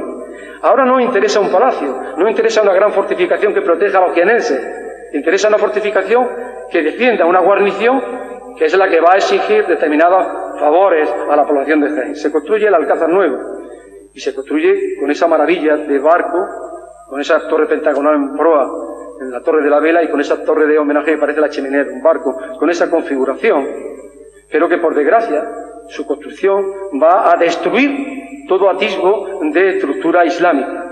Para que se hagan una idea, donde estuvo el palacio, ahora se construye una cocina. Se destruyen todos los sótanos, todas esas piezas que están ustedes viendo en imagen son los bloques del palacio tirados dentro de los sótanos. El objetivo es crear otro nivel de pavimentación. Se cierran las puertas, como tienen ustedes en esa imagen. Incluso lo que eran los aljibes se inutilizan para crear y convertirlos en eminentemente caballerizas. Incluso se construyen torres para evacuar todos los desperdicios, todos los detritus de la fortificación, como la Torre de la Tronera. Bueno, pues obras documentadas y que explican la dinámica, que si no hacemos los estudios yo no le podría explicar, son estas que lleva a cabo el condestable don Miguel Luque de Iranzo, aparece en su crónica, donde va a convertir la torre de Santa Catalina en una capilla, que actualmente se usa, donde van a celebrar las bodas de su hermana. Una capilla con una decoración ya mudéjar y que, bueno, todavía la fotografía antigua de Romero de Torres, y algún que otro fotógrafo, todavía se ve cómo era esa superposición de estructuras militares con estructuras ya, en este caso, eclesiásticas, ¿no? Ahí ven ustedes cómo les represento cómo se crea una estructura que permitía a los defensores subir a la terraza, porque esta torre está defendiendo la puerta principal del Alcázar. Lo ven ustedes ahí, ¿no? En esa imagen que les marco, cómo habría una especie de puente que permitía a los defensores subir, a alcanzar sin entrar ni siquiera en la capilla. Pues en el interior de esa capilla, del interior proceden estas yeserías que hemos ido documentando en las diferentes excavaciones y que todavía adornan la bóveda de este. ¿Cuándo empieza el final, entre comillas? A partir de 1794, Martínez de Maza nos dice que aquello es una ruina, que los jienenses están expoliando el castillo, que qué pena de la gloria de esas fortificaciones que se encuentran en un estado lamentable y que los jienenses estamos contribuyendo a destruirlo. El plano que tienen ustedes arriba es de 1722. La única estructura que se ve, exceptuando una pequeña iglesia o capilla que se encontraría en esta zona, la capilla del Salvador, lo que hay construido es solamente esa estructura que dice la fuente, el plano, la leyenda nos dice lo que son las ruinas de las cocinas, de los cuarteles, es decir, el plano. Las excavaciones nos confirman que efectivamente ahí hay un acuartelamiento que empieza a abandonarse en torno a eso, al siglo XVI, al siglo XVII o incluso el XVIII. Pero no es el último episodio de nuestro castillo. La guerra de independencia va a dejar su huella porque, bueno, después de la batalla de Bailén, 1808, los jienenses van a intentar hacer frente a la entrada de la tropa de Napoleón, como aparece reflejado en este plano de 1809 de Vicente Sánchez, donde, bueno, la ciudad no se ve, pero se ven las obras que van emprendiendo los jienenses en todas las puertas de la ciudad para crear plataformas sobre las que colocar piezas de artillería que defendieran el avance.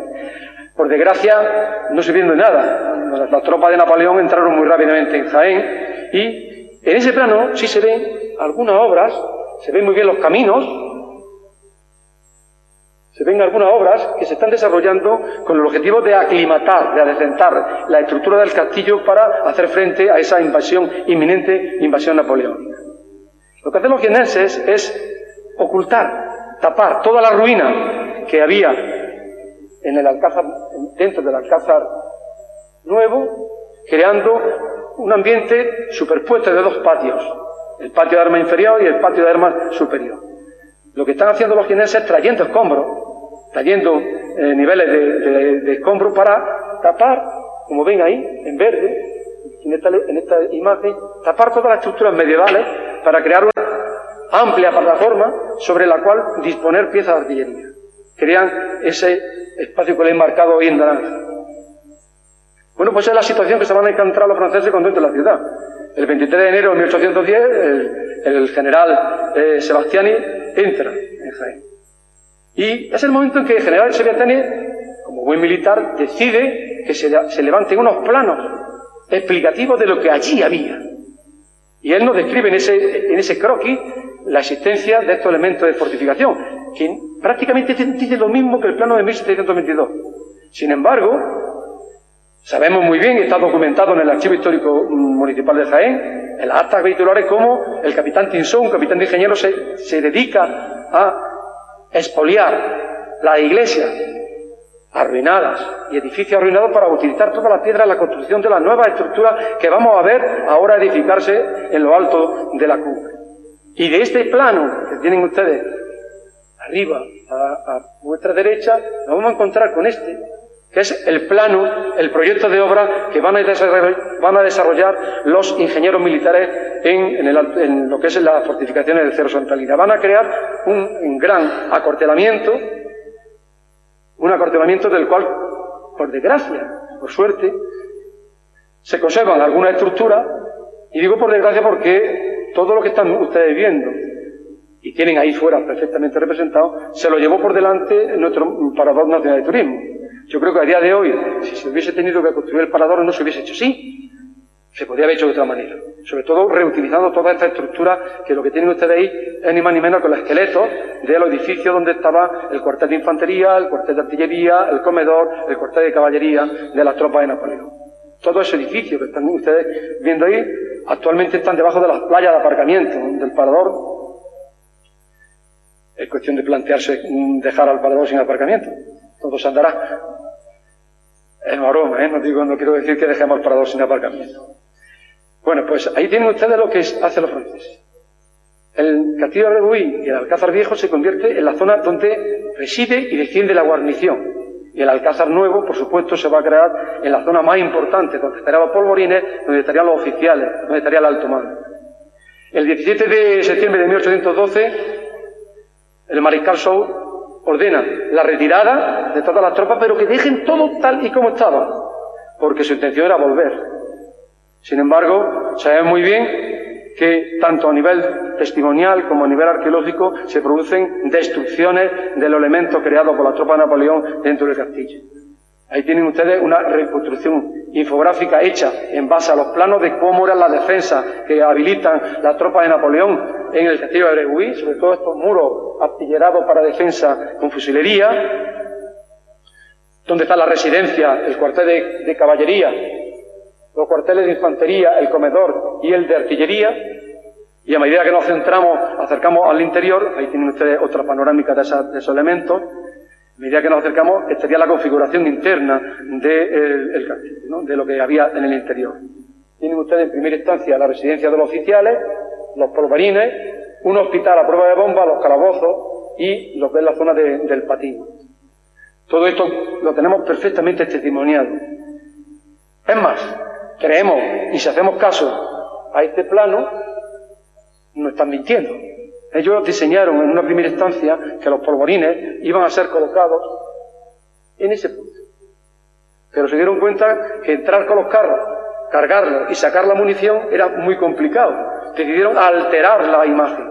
La arqueología nos dice, habían preparado las rampas por las cuales podían subir y bajarlos con los carros. Sin embargo, cambiaron la iniciativa y decidieron que los polvorines los iban a colocar en dos estancias cercanas a la puerta principal. Ahí tenemos indicios de voladura, tal así que, ¿se acuerdan ustedes de este aljibe?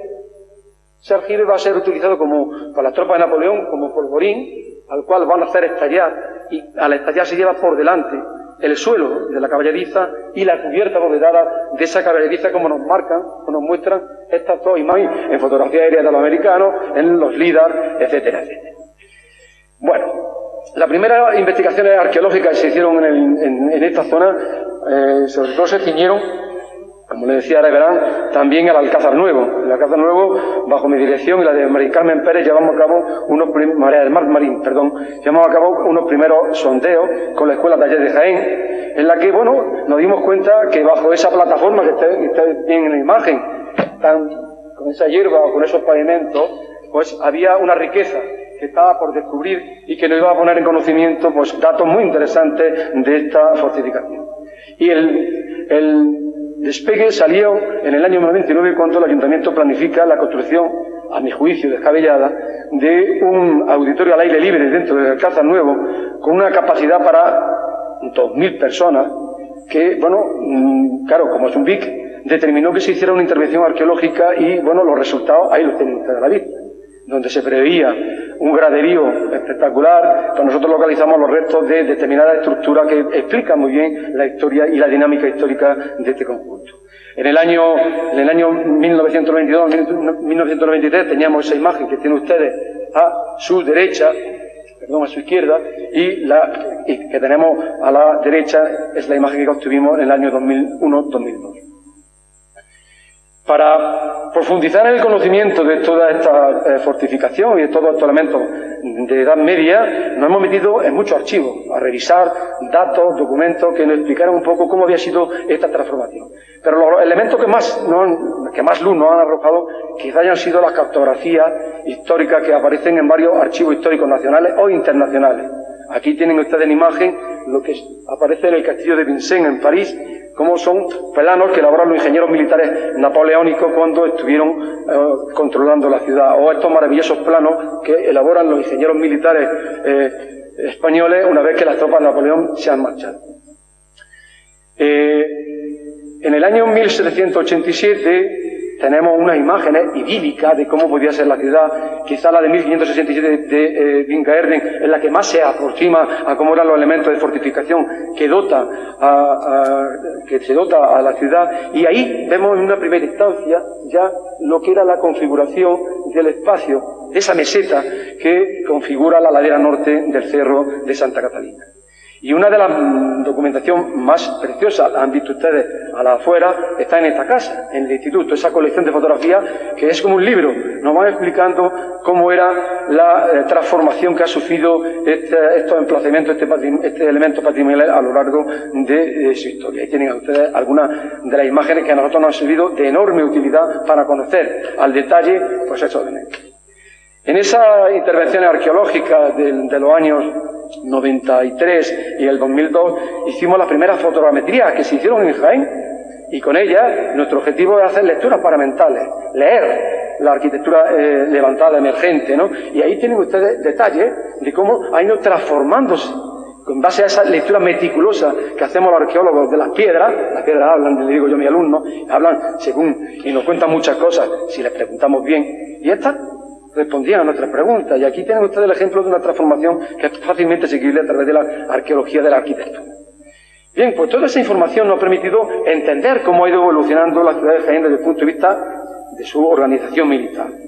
Ahí tienen ustedes en ese mapa a color desde la extensión hipotética que tuvo el Oppidum ibérico, esa reestructuración que se lleva a cabo en época romano-republicana y el nuevo surgimiento de la ciudad de Jaén en época romano-imperial y el desarrollo que va a tener la ciudad romano-imperial, emiral califal, luego tendrá en época almohade y en época cristiana. Es decir, una transformación que ha sido conocida en base a la investigación arqueológica. Si eso no se hubiese hecho, os aseguro que ese plano no existiría, tendríamos este plano, que no dice nada de la ciudad de Jaén, solamente que tenía esa forma y tenía determinado perímetro. ¿Que cuándo era ese perímetro?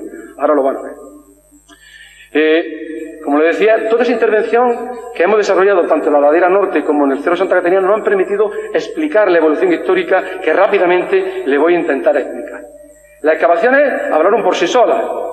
Lo que decía José Luis, sobre la base de esas murallas medievales están las murallas romano-republicanas. Hasta cierto punto, mejor o peor conservadas.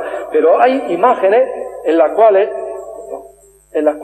se ve perfectamente la simbiosis, la superposición de estructuras que, de momento, a día de hoy, le aseguro que no tenemos tampoco tan clara. Porque los trabajos que hicimos en el 90 y tanto tenían una metodología, quizás ahora, con nuevos estudios, con nuevas metodologías, podemos arrojar mucho más luz a esa superposición como tienen ustedes en las imágenes, ¿no? Pero retomo el tema donde lo deja mi compañero. Esa estructura de la presencia de un elemento de fortificación en la cumbre, de una estructura que se conforma como el Jaén romano republicano y el Jaén romano imperial en la parte baja. Aquí tienen ustedes. Nunca estuvieron conectados por una misma muralla, estuvieron aislados. Pero si yo me lo llevo a mi época, le puedo decir que ahí tienen ustedes la estructura de una ciudad islámica, donde la Madina se concentraría en lo que es los barrios de San Juan y de Magdalena, la Alcazaba, que era lo que había ocupado en lo que era el Jaén romano republicano, y en la cumbre un alcázar que permitía obtener una visión completamente amplia del espacio. Y tenemos algunas citas en los textos, en las fuentes, que nos hablan que en el año 902 este personaje, Umar Mundín al-Hatrul al-Malají, un bereber, que era un miembro de la guardia que defendía la Alcazaba, se rebela contra el emir Abdalá y se hace con el control de la plaza. Y tiene que ser reducido en el año 903 por las tropas del emir. Ya nos está diciendo que allí, en esa zona, tenemos un espacio, una alcazaba, algo que está relacionado con la residencia de una élite político-militar. ¿Y se acuerdan ustedes de ese edificio rectangular que les mostraba anteriormente? Ese edificio rectangular pensamos que es el primer palacio que construyen los emires. Y en concreto, este personaje, Abderrahman II, al cual yo reivindico el nombre de una calle en la ciudad de Jaén, porque este es el personaje que hace desarrollarse Jaén, Abderrahman II. Él lleva una política de islamización y de desarrollo de la ciudad que le lleva a dotarla de palacio, que le lleva a dotarla de nuevas murallas y sobre todo le dota de mezquita, el interés que Jaén empezara a crecer. Bueno, pues de ese palacio, que habían excavado inicialmente el grupo de Misión de Rescate, la campaña que dirigió José Luis y Juani determinó la localización de esa estructura palatina. Es un edificio rectangular que se organiza en torno a un patio y que, lógicamente, pensamos que se corresponde con la primera ubicación de los palacios de los dirigentes musulmanes en la ciudad.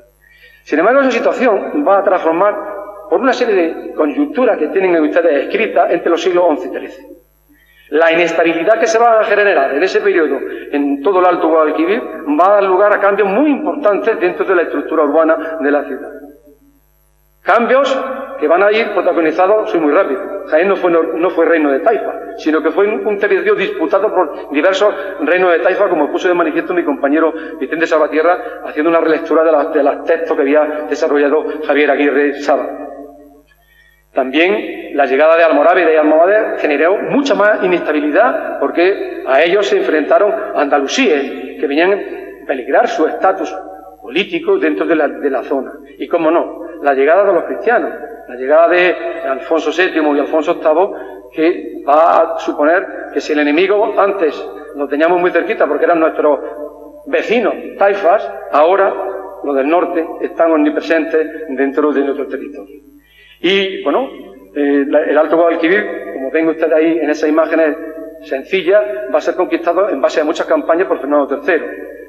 Hasta tal extremo que la jugada era hacer la pinza para cerrar el territorio de Arjona y Jaén como último reducto defensivo de los musulmanes en esta tierra. ¿Qué supone eso? Que esa inestabilidad va a determinar que mucha población que vive en el entorno rural venga a residir a la ciudad. La ciudad necesita de espacios urbanizables y va a crecer tanto que casi, ahí lo ven, casi triplica el tamaño que tuvo en origen la ciudad. Las excavaciones arqueológicas dentro del casco urbano sí lo confirman. Una ciudad que va a necesitar de una nueva muralla, pero una nueva muralla con una técnica constructiva que está omnipresente en el Cerro de Santa Catalina, pero que también está presente en la ciudad de Jaén. En muchas excavaciones urbanas así lo han confirmado. Y, bueno, en esta época la inestabilidad, la inseguridad va a terminar que incluso esa muralla se refuerce con un antemural como el que tienen ustedes en la imagen, que las excavaciones van a ir localizando cómo discurren paralelo a lo largo de todo el frente de muralla. Ahí tienen algunas imágenes de los sondeos que se hicieron y cómo aparece ese antemural como elemento defensivo novedoso en esta época. Algunas de esas imágenes. Y bueno, esa estructura también la localizamos en lugares como la Puerta de Marto o la Puerta de Baeza o en todo el recinto de muralla que discurre por la calle Millán de Pírigo, que algunos compañeros arqueólogos han puesto en manifiesto como Antonio Crespo. Y también en el otro extremo, la ciudad, yo le llamo la muralla olvidada, la muralla sureste, la que sube desde el barrio de la Merced buscando la orografía acusada de esa zona de la ciudad, donde ha habido evidencia de la aparición de estos restos y que, bueno, ahí la tienen ustedes. Todavía se pueden, se conservan en un estado muy lamentable, pero que todavía estamos a tiempo de salvar. Y como le decía, la ciudad de Jaén va a transformarse. Va a transformarse entre los siglos XI-XII.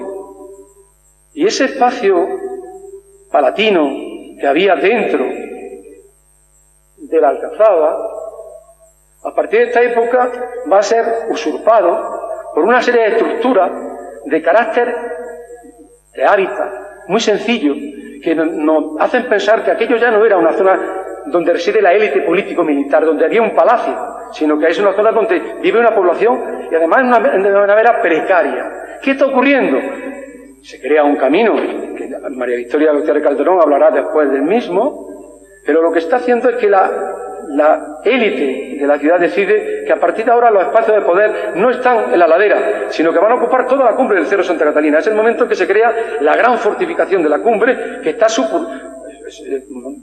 todas luces desmontando lo que pudo ser las antiguas fortificaciones iberorromanas, reutilizándolas en parte. Pero se crea esto, lo que siempre los jienenses conocemos como el Castillo Abreuí o el Alcázar Viejo, de los cuales se conserva una magnífica fotografía, antigua fotografía, que nos hablan de la importancia que tuvo estos elementos.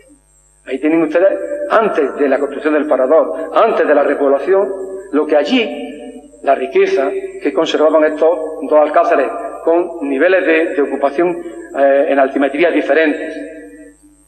De Abreuí se conservan también algunos elementos, ahí lo tienen ustedes, en muy malo estado de conservación, no se ha hecho nada. Y es una de las reivindicaciones que aquí hacemos, completar el análisis de toda la fortificación de la cumbre incorporando a Abreuí. Esas son algunas de las torres que lo conforman. Y bueno, hay cosas que ya no podemos conservar. Y es, por ejemplo, la entrada, la puerta de acceso que comunicaba a Abreuí con el Alcázar Viejo. Esas fotografías de costumbre, de romería, nos han permitido identificar algunos de esos elementos que, por desgracia, como le decía, han desaparecido. Hace unos años, Agustín Garzón me pasaba esta fotografía que está en el Instituto de Bachillerato Virgen del Carmen, y es una fase de la construcción del parador, donde todavía, pese a que ya se había construido el parador, todavía se conservaban algunos de los elementos que conformaban esa antigua estructura. Dentro que había, pues poquitas cosas. Aljibes, como lo que están ustedes viendo en la imagen, tanto dentro del Alcázar Nuevo como fuera, pero por lo demás no había nada. Es el lugar donde se refugia la población en caso de peligro. Cuando el peligro se ha ido, volvemos a nuestra andada. ¿Qué necesitamos? Agua y comida para resistir, punto. Por eso es una enorme fortificación. En los años 2001-2002, Mari Carmen Pérez y yo dirigimos esta excavación y nos dimos de bruces con algo que no aparecía ni siquiera en la fuente. Es la localización de un palacio Un palacio que se construyó, queremos, que se construyó en el siglo XII y por una persona en concreto, que se puede llamar Inhamuz, hay que confirmarlo, pero que estaba organizado, como ustedes ven ahí, en dos áreas residenciales. Una área de servicio, ocupando unas cotas más bajas, y un área residencial ocupando cotas más altas. Para que se hagan una idea, es una especie de plataforma con unos sótanos que permitía la articulación de diferentes usos funcionales. Si vienen ustedes a llevar alimentos al castillo, el palacio, no había ni que entrar dentro de la fortificación, sino siguiendo un camino me permitía llegar a la zona donde yo deposito la alimentación, los víveres. Pero si yo vengo a visitar al gobernador, debo de entrar en un circuito que me permite llegar a la zona donde estaría la residencia de este señor. De las zonas, de la estructura de esa zona de servicio, aquí tienen ustedes una reconstrucción de lo que allí había.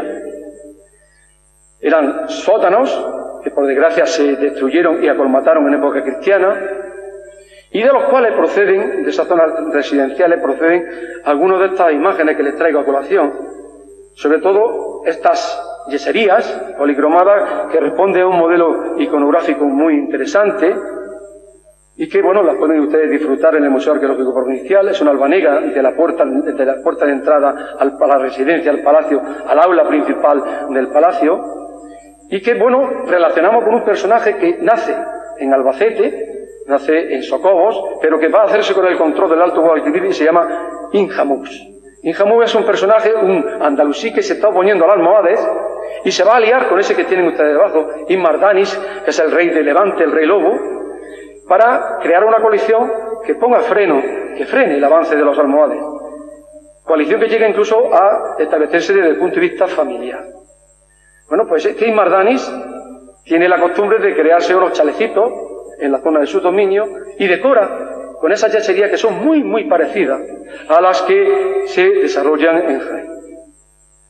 Ese palacio que encontramos, según la estratigrafía, va a sufrir una segunda fase, una remodelación, una segunda fase que afectó básicamente a la estructura de servicios, pero sobre todo a la iconografía, porque fíjense ustedes los nuevos yesos que adornaban ese palacio. Son completamente diferentes, son mucho más sencillos, más rigoristas, responden más al modelo almohade. Pensamos que este palacio, construido por Inhamuz, en el momento en que Inhamuz va a abrazar el credo almohade, va a cambiar la iconografía de su palacio, incluso lo va a demostrar colocando, como lo hacemos nosotros en nuestras casas con la cinta de escayola, una epigrafía que, ahí tienen ustedes, son suras del Corán, versos del Corán, que paradójicamente son los mismos que aparecen en todas las puertas almohades del norte de África.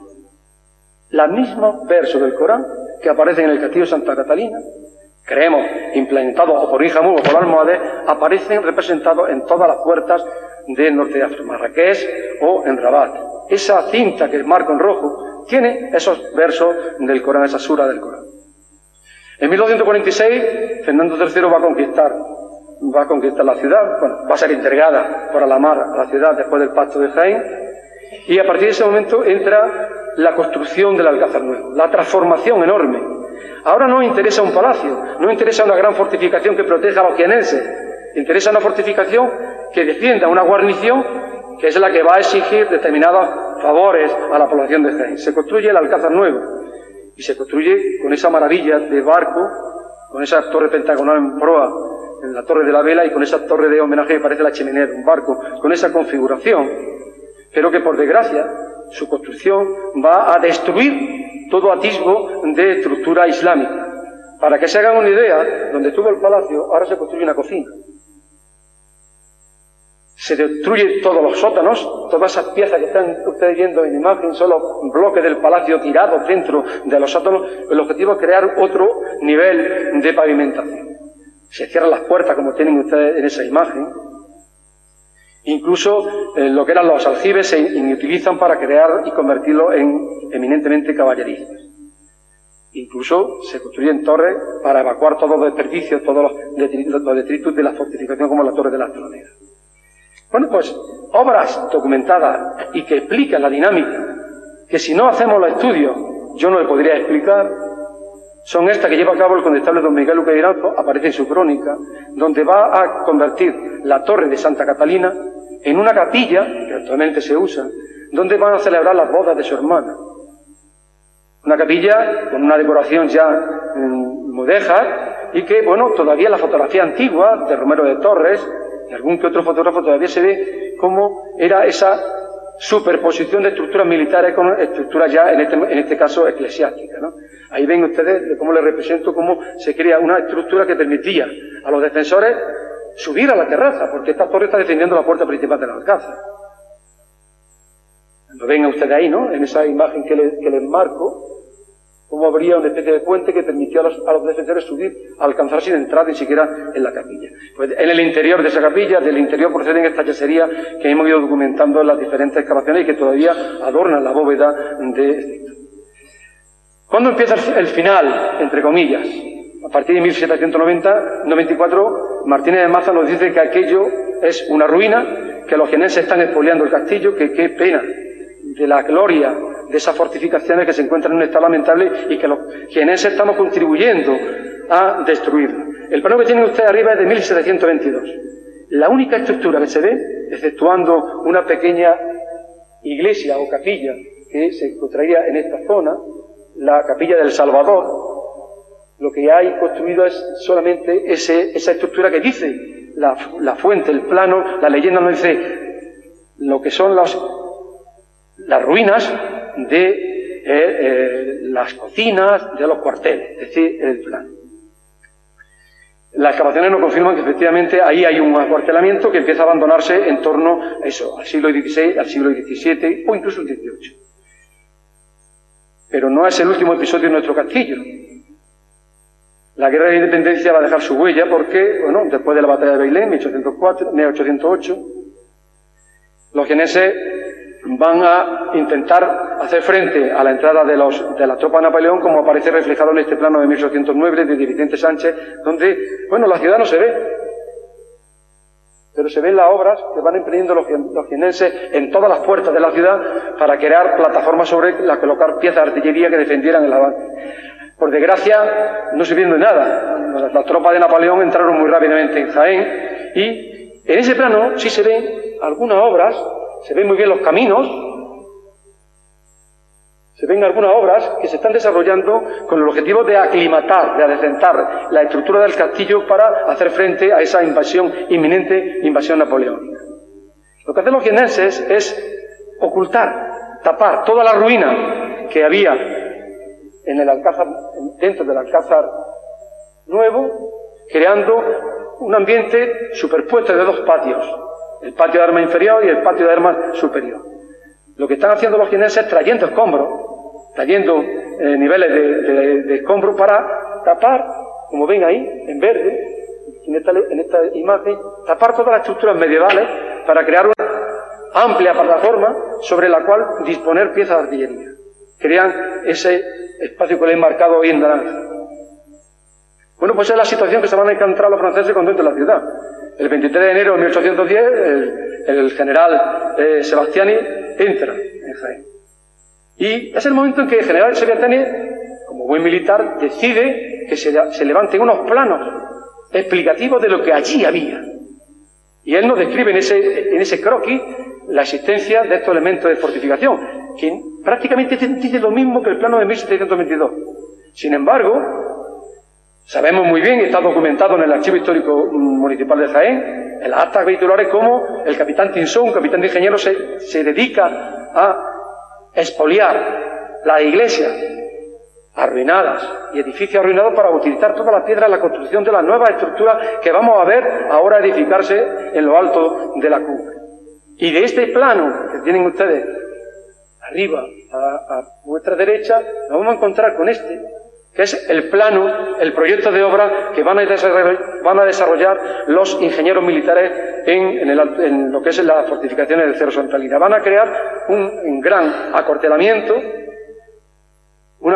del cual, por desgracia, por suerte, se conservan algunas estructuras, y digo por desgracia porque todo lo que están ustedes viendo y tienen ahí fuera perfectamente representado, se lo llevó por delante nuestro Parador Nacional de Turismo.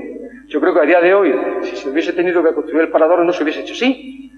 Se podría haber hecho de otra manera. Sobre todo reutilizando toda esta estructura, que lo que tienen ustedes ahí es ni más ni menos que los esqueletos de los edificios donde estaba el cuartel de infantería, el cuartel de artillería, el comedor, el cuartel de caballería de las tropas de Napoleón.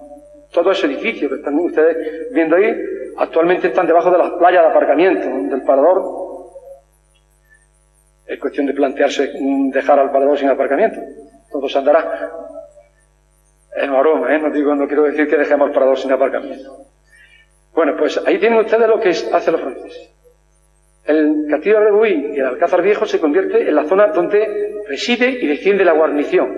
Y el Alcázar Nuevo, por supuesto, se va a crear en la zona más importante, donde estarían los polvorines, donde estarían los oficiales, donde estaría el alto mando.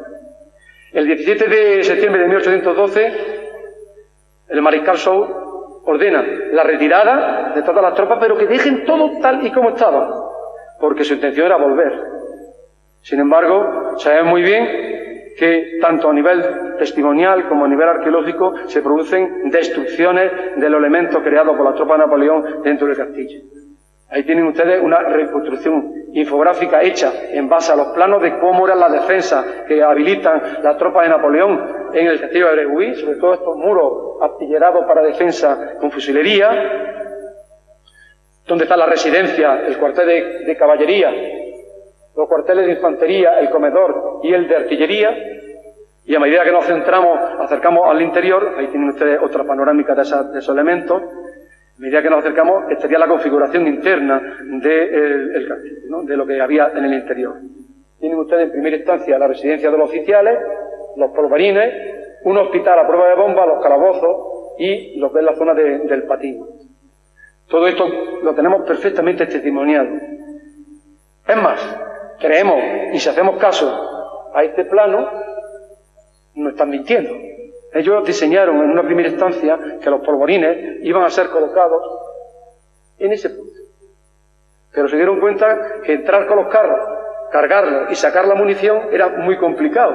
Decidieron alterar la imagen. La arqueología lo dice. Habían preparado las rampas con las cuales podían subir y bajarlos con los carros. Sin embargo, cambiaron la iniciativa y decidieron que los polvorines lo iban a colocar en dos estancias cercanas a la puerta principal. Ahí tenemos indicios de voladura, tal así que, ¿se acuerdan ustedes de este aljibe? Ese aljibe va a ser utilizado por las tropas de Napoleón como polvorín, al cual van a hacer estallar, y al estallar se lleva por delante el suelo de la caballeriza y la cubierta abovedada de esa caballeriza, como nos marcan, o nos muestran estas dos fotografías recogidas antes de las intervenciones que se llevan a cabo en el Alcázar Nuevo en torno a los años 70. Bien, pues esa configuración que tienen ustedes en el plano está fielmente representada. Ven ustedes las rampas por las cuales tenían pensado descender con los carros hasta llegar a los polvorines. Eso es lo que les demostraba anteriormente arqueológicamente, y cómo querían incluso un hospital a prueba de bombas que, bueno, actualmente se conserva algunos de sus restos, ¿no? Y los calabozos. Por desgracia, termino con eso. Estos elementos los se dibujan en el año 62 por el arquitecto que iba a dirigir los planos o las actuaciones que iban a desembocar en la construcción del Parador Nacional de Turismo. Por desgracia, el Parador Nacional de Turismo se lo llevó por delante. Ahora mismo tenemos un centro de interpretación que hay que mejorar, que hay que incrementar, que está dando unos resultados muy interesantes, que gracias a la investigación arqueológica e histórica hemos podido explicar y narrar mi intervención de esta tarde, que está siendo restaurado progresivamente, pero que hace falta más actuaciones, muchas más actuaciones, y sobre todo hacen falta muchas actuaciones, porque termino como he empezado. Si esta es la imagen que tenemos actualmente de la muralla, que ya ha avanzado destructivamente con respecto a lo que teníamos en el año 93, o no, en 90 cuando empezó Eduardo Chiquero a documentarlas, si esto no lo remediamos dentro de X tiempo, le aseguro que ya no tendremos muralla. Y Jaén, como Ávila o como otras ciudades que se jactan de tener un importante recinto de muralla, Jaén todavía estamos a tiempo de tener un recinto de muralla semejante al que tienen esa ciudad,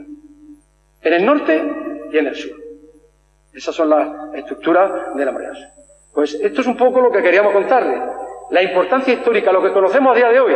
En la mesa redonda vamos a intentar explicar qué podemos hacer para que esto, muchas de ellas hipótesis de trabajo, se puedan refrendar y se puedan conseguir. Muchísimas gracias.